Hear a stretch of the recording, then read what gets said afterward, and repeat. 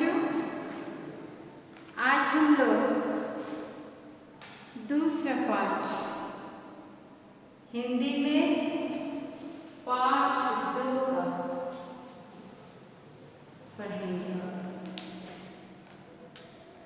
तो हम देखेंगे कि सबसे पहले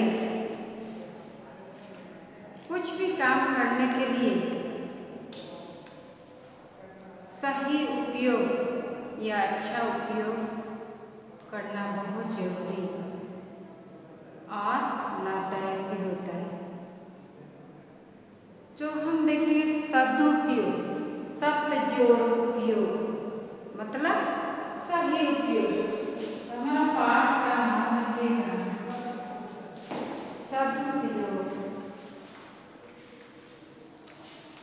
कि हमें किस प्रकार से सही उपयोग करने चाहिए।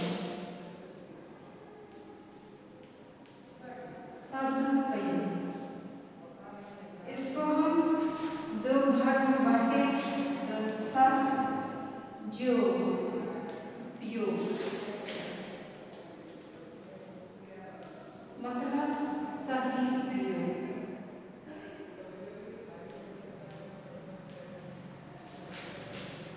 सही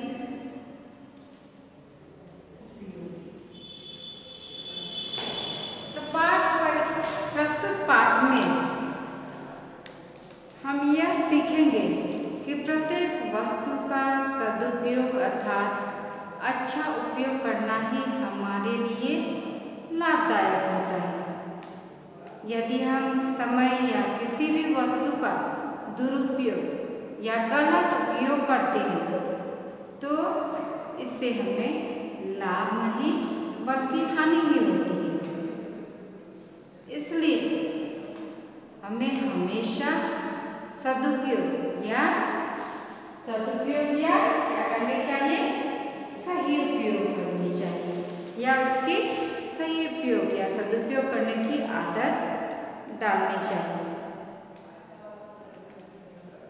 तो आप लोग पुस्तक को देखें। एक बार की बात है, महात्मा बुद्ध अपने आश्रम में बैठे थे। उसके पास उनका एक भिक्षु आया और हाथ जोड़कर उन्हें नमन किया। महात्मा बुद्ध ने भिक्षु को आशीर्वाद दिया और उसके आने का प्रयोजन पूछा। तो यहाँ हम देख रहे हैं कि बहुत पुरानी एक बार की बात है। उस समय क्या हुआ था, महात्मा बुद्ध क्या किए थे, अपने आश्रम में जहाँ लोग बैठने का जगह, जहाँ महात्मा बुद्ध रहते थे, वहाँ एक भिक्षु आया। भिक्षु का अर्थ होता है भिक्षु, महात्मा बुद्ध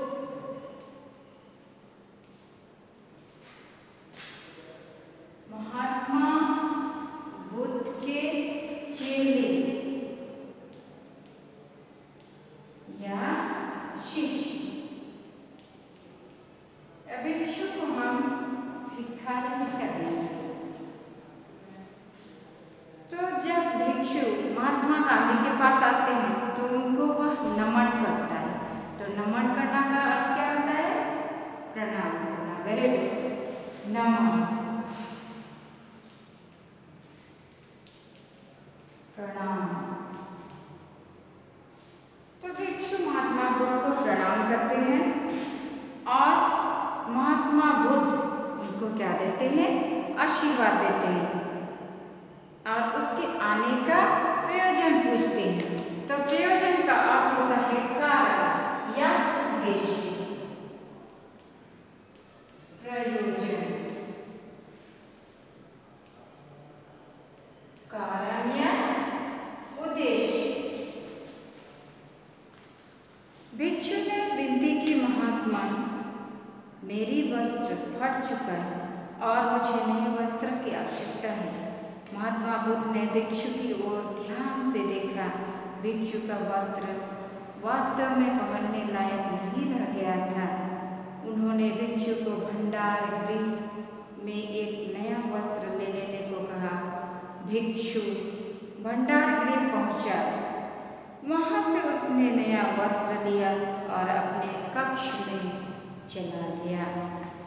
तो यहाँ हम देख रहे हैं सही में भिक्षु महात्मा से या महात्मा से क्या मांग रहे हैं? वस्त्र मांग रहे हैं। क्यों? क्योंकि उसकी वस्त्र में फट चुका था और वह पहनने लायक भी नहीं रह गया था। तो महात्मा बुद्ध उसको भंडार गृह भेजते हैं जहाँ पर वस्त्र रखा जाए। भंडार गृह किसको कहेंगे? जहाँ पर रखने के लिए, जैसे अगर हम कुछ भी वस्तु या सामानों को रखते हैं तो वस्त्र वाला भंडार गृह में महात्मा भिक्षु को भेजते हैं और वहाँ से वस्त्र लेने को कहते हैं। भिक्षु उसके कक्ष में पहुँच जाते हैं और वस्त्र लेने के लिए चले जाते हैं। तो कक्ष का अर्थ होता है कमरा या वर्ग। कक्ष का अर्थ होता है कमरा या वर्ग।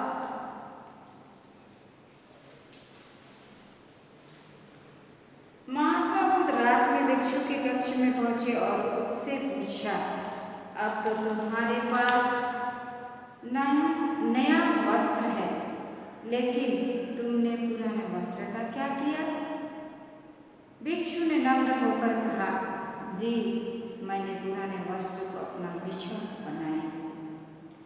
तो यहाँ हम देखते हैं जब महात्मा बुद्ध अपने शिष्य या भिक्षु को भंडार गृह भेजकर नए वस्त्र को लेने के लिए कहता है, तब भिक्षु क्या करते हैं? पुराना वस्त्र को फेंक नहीं देते हैं, बल्कि उनसे क्या करते हैं? बिछौना बनाते हैं, जिसको हम बिछाते हैं या जिस पर वह भिक्षु सोए, वह उस पुराने वस्त्र से अपना बिछौना का काम कर लेते हैं या बिछौना बना लेते हैं। महात्मा बुद्ध ने पूछा, तुमने पुराने बिछौने का क्या किया? भिक्षु ने बताया, जी मैंने पुराने बिछौने को पर्दा बनाकर कक्ष में टांग दिया है। महात्मा बुद्ध ने पूछा, और तुम्हारे पुराने पर्दे का क्या किया? भिक्षु ने जवाब दिया, जी मैं पुराने पर्दे से रसोई घर में बर्तन पकड़ता हूँ। महात्मा बुद्ध ने पूछा, रसोई घर के उस पुराने कपड़े का तुमने क्या किया? भिक्षु ने कहा, जी उस पुराने कपड़े को मैंने पोछा बना लिया। महात्मा बुद्ध ने पूछा, तो फिर उस पुराने पोछे का क्या किया? भिक्षु ने बताया, जी उस पुराने पोछे को मैंने दीपक में जलने वाली बत्ती बना ली है। इस समय इस कक्ष में उसी बाती से रोशनी फैल रही है। तो बच्चों, आप यहाँ देख रहे हैं भिक्षु के पास एक फटे पुराने कपड़े थे, जिसके कारण वह महात्मा बुद्ध के पास जाते हैं और वहाँ जाने से वह नए वस्त्र का मांग करते हैं। फिर भी जितने भी उनके पास पुराने वस्त्र रहते हैं, वह एक भी वस्त्र का दुरुपयोग नहीं करते हैं। जब उनको वस्त्र पहनने के लिए मिल जाता है, तब वह क्या करते हैं? उस वस्त्र से अपना बिछौना बना लेते हैं और पुराने बिछौने से क्या करते हैं? वह उनको पर्दे का काम अपने कक्षा में पुराने पर्दे का बनाकर कक्षा में टांग देने का काम करते हैं और फिर पुराने पर्दे से वह रसोई घर में बर्तन पकड़ने वाला बना लेते हैं और फिर पुराने बर्तन पकड़ने वाला से भिक्षु क्या करते हैं? पोछा, फर्श को पोछा बनाने वाला जिसको कहेंगे, उसका काम करते हैं। हम देख रहे हैं कि यह एक भी वस्तु का दुरुपयोग नहीं करते हैं हमेशा उस वस्तु का वह सदुपयोग करते आ रहे हैं। महात्मा बुद्ध के चेहरे पर मुस्कान छा गई। उन्होंने स्नेह से भिक्षु को आशीर्वाद दिया और अपने कक्ष में लौट गए। तो स्नेह का अर्थ होता है प्रेम, स्नेह, प्रेम। तो ये क्या करते हैं महात्मा बुद्ध, उनकी इस तरह के सदुपयोग कार्य करने की सराहनीय देते हुए खुश हो जाते हैं और उस भिक्षु को वह स्नेह से, प्रेम से वह क्या करते हैं, आशीर्वाद देते हैं। और महात्मा बुद्ध क्या करते हैं, अपने कक्ष में लौट आते हैं। तो बच्चों, हम देखें कि जिस तरह से यह भिक्षु एक भी वस्तु का दुरुपयोग ना कर हमेशा सदुपयोग करते रहा, उसी तरह हम भी हमारे जीवन में किसी भी वस्तु का दुरुपयोग ना कर उसका सदुपयोग या सही उपयोग करें। धन्यवाद।